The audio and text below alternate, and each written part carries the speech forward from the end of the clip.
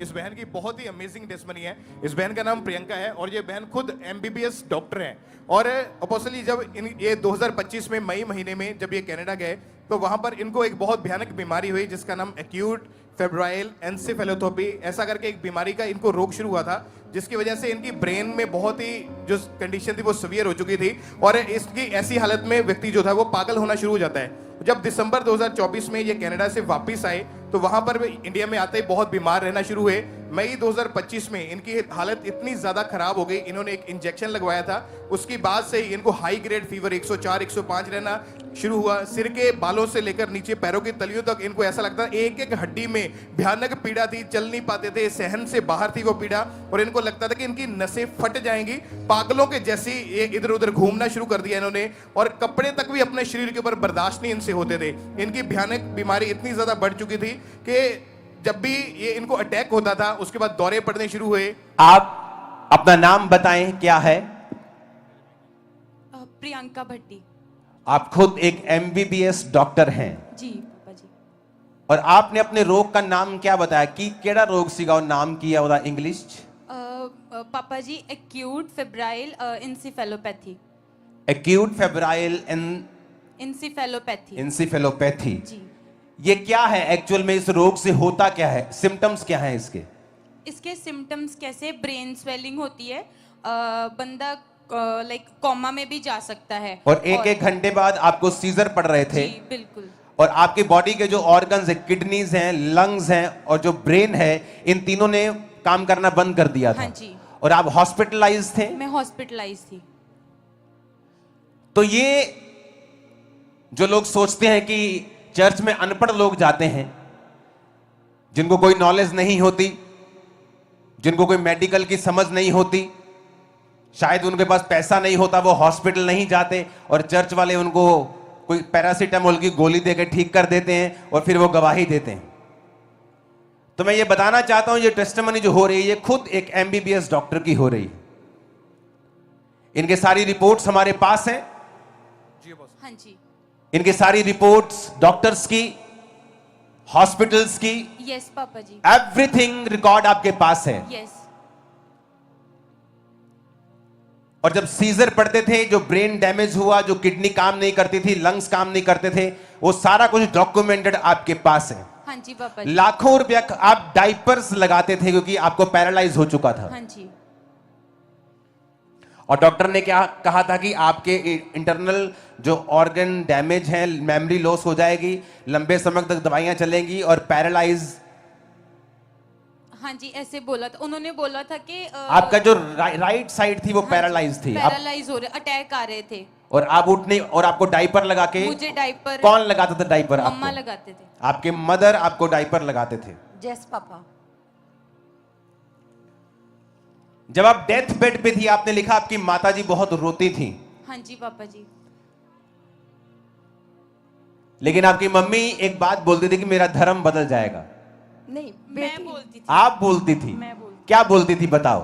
पापा जी, मैं 2023 से कनाडा गई।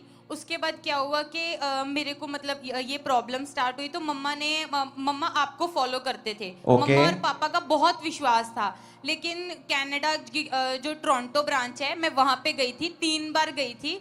वहाँ पे माहौल देख के मुझे ऐसा लगा कि ये जो परमेश्वर के दास हैं, ये सब कुछ ही क्रिश्चियन वाला करवा देते हैं। मतलब बच्चों के नाम, मतलब धर्म बदल देते हाँ हैं, जी, सारा कुछ क्रिश्चियनिटी में कर देते हैं, तो हाँ मुझे जी। इस धर्म को फॉलो नहीं करना। हाँ जी, मैं बोलती थी कि मैं कैसे करूंगी, ये तो बिल्कुल ही मेरा रिलीजन चेंज हो जाएगा।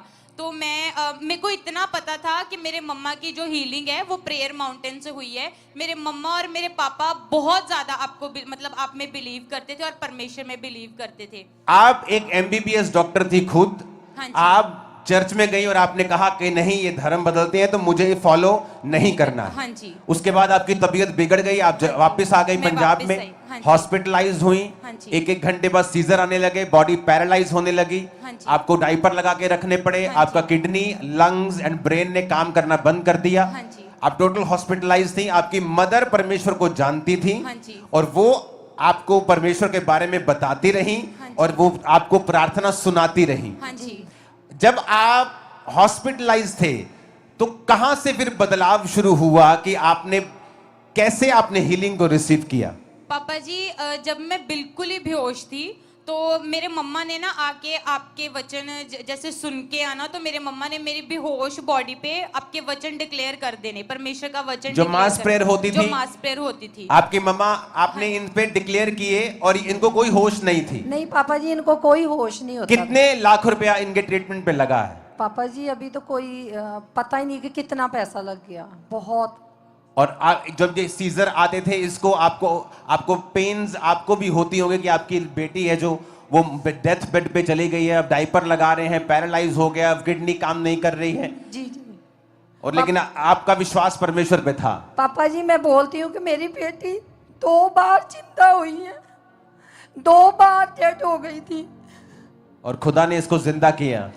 पापा जी मैं बता नहीं सकती आपको कि डॉक्टर की टीम आती थी, ये कॉलर बोन है यहाँ पर, पूरी फिंगर ये पूरी डाल देते थे, बेटी को कोई होश नहीं था। जो कॉलर बोन में पूरी उंगली घुसा देते थे? हाँ कोई होश नहीं, और ये चीज दबाते थे इसको, कोई कि क्या पता चीज नहीं। दबाते थे? क्या ये नोज ना। का, दबाते थे। ओ, और फिर इसको जैसे सीधा लटाना, पूरी मुट्ठी बांध के इसके ये नाभि पे दबाना, किसको कुछ तो हो, मतलब कुछ कोई इसकी- पेन की सेंसेशन हो, लेकिन जी, कुछ नहीं होता था। नहीं कुछ नहीं होता था पापा जी। और आपने कहा कि डॉक्टर्स की पूरी टीम इसके साथ खड़ी होती थी जी, जी, इसका जी। ट्रीटमेंट करने के जी लिए। जी। और जब आपने इसको 91 साम डिक्लेयर किया, जब चर्च में प्रार्थना हो रही थी, डिक्लेयर किया, जी, जी। क्या हुआ इसकी बॉडी पर उस समय जब प्रार्थना हुई तो क्या हुआ इस पर? पापा जी मैं जब भी खुद 91 शाम को पढ़ती थी, मुझे ऐसे लगता था जैसे 12 साल की रोगन का विश्वास था कि मैं प्रभु के पल्ले को छूंगी। तो मेरा विश्वास ऐसा था कि मैं 91 जमूर पढ़ूंगी, मेरी सामर्थ प्रभु की मेरी बेटी के अंदर जाएगी, और जितनी मेरी तारीफ कर सकते हो कर दो खुदा बता। और मेरी बेटी जिंदा हो जाएगी। आपने लिखा, आपने प्रेयर को रिसीव किया, 91 साम डिक्लेयर किया, जी आपकी बेटी के मुर्दा शरीर में सामर्थ एंटर हुई जी जी और इसको एकदम होश आई जी जी और बॉडी रिकवर होने लगी। जी। आपने लिखा डॉक्टर शॉक्ड थे। हाँ जी। क्यों शॉक्ड थे वो? पापा जी डॉक्टर्स इसलिए शॉक थे, वो बोलते थे, वो ना जब मेरे को चेक करने आते थे तो वो अपने कलीग से बात करते थे, मैं बेहोश होती मतलब सोई होती थी, तो उन्होंने आके बोलना कि इसका रूट कॉज नहीं हमें समझ में आता, ये इतनी जल्दी रिकवर हो रही है, जो जो चीजें इसकी हीलिंग के बाद उससे कहा कि मुझे समझ नहीं आ रहा हाँ है रिकवर कैसे हो रही? रिकवर कैसे हो रही है, वो बार बार यही चीज बोलते थे। मैं उनको पूछती थी कि मेरे को घर भेज दो, मेरे को भी घर जाना है। उन्होंने मेरे को एक ही आंसर करना कि तू जिस कंडीशन में आ जाओ ऊपर आ। ले आओ सच लो सबूत के सदा यीशु जिंदा है, लोगों आचक लो सबूत के सदा यीशु जिंदा है। छोड़ दो उसको। तेरा यीशु आने बचाऊंगा, अम्मा को लेके आ। तेरा यीशु आने बचाऊंगा, तेरा नाम भी देता है। ओ लोगों आचक लो सबूत के सदा यीशु जिंदा है, लोगों आचक लो सबूत के सदा यीशु जिंदा है। जोर से कहो हालेलुया। Hallelujah, hallelujah. आप कहाँ रहते, अपना एड्रेस बताओ। पापा जी जहाँ पर अपनी ब्रांच अभी आपके जो पावन पर चरण पड़े, यहाँ मेरा आप मायका- अमृतसर के हो? मैं यहाँ मेरा मायका है। ओ यहाँ आपका ये मेरा मायका मायका है। है। ओके, आपका नाम क्या है आप बताओ। मेरा नाम नीलम भट्टी है। हम आपकी लड़की का नाम? बेटी का प्रियंका नाम भट्टी। प्रियंका भट्टी है। प्रियंका भट्टी। आपके हस्बैंड यानी इनके पापा का नाम? कुलदीप सिंह भट्टी। कुलदीप सिंह। और आपका जो एड्रेस है राम तीरथ रोड अमृतसर। हाँ जी। और आपके ससुर जी का नाम क्या है? महेंद्र सिंह। तो जाओ पता करो कि क्या हुआ है, और अगर ये झूठ है तो आ जाओ, फिर बात करते हैं। और अगर ये सच है तो तुम भी जीसस क्राइस्ट पे बिलीव करो Yes! कि वो तुम्हारा धर्म नहीं जीवन बदलने के लिए आए हैं। Yes, thank you, Jesus! सुना, कहते जी गरीबों का धर्म परिवर्तित हो, गरीबों को शोषित किया जा रहा है। ये एमबीबीएस डॉक्टर है आपके सामने खड़ी, वो फाइल्स फेंकनी नहीं है जो इसमें टेस्ट हुए थे, आपकी जितनी बड़ी फाइल्स हैं, डॉक्टर्स की चीजें हैं, जी। दवाइयां लिखी हैं, आपकी जी, बीमारी का लिखा है, एवरीथिंग रिकॉर्डेड है। हीलिंग हो गई, फेंकना नहीं। जी, जी। चर्च को भी देना है, आप उसे पिक्चराइज करें, उसकी फोटो लें, पूरा डॉक्यूमेंटेड उसे करें और फिर चेक करें। 2004 में मैं कंप्यूटर इंजीनियर था और जब मैं मसीह में आया मैंने भी चेक किया था। मुझे लगता है शायद ये धर्म बदलते हैं, लेकिन मेरे सामने बैठ जाओ, मैं चर्च में था और एक हिंदू व्यक्ति आया और मेरे पास्टर ने उस पर ले हैंड किया और अगले दिन वो थोड़ा थोड़ा चल रहा था, उसे उठाकर लेके आए थे।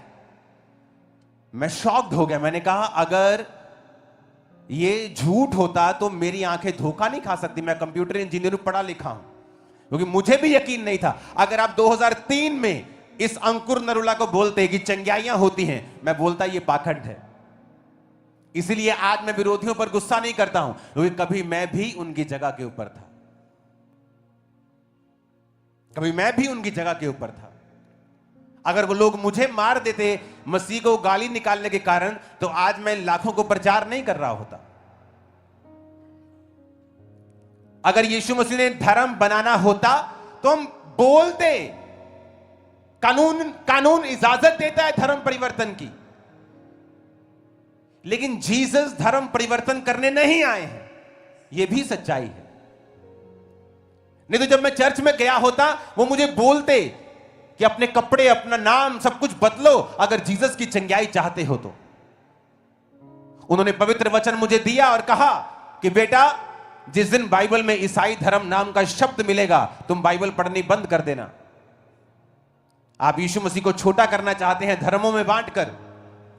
वो धर्मों में बंटने वाला परमेश्वर नहीं, उसने पूरी जगत की उत्पत्ति की है, यूनिवर्स की उत्पत्ति की है। वो छोटा परमेश्वर नहीं। तारीफ करो इस टेस्टिमनी के लिए जोर से।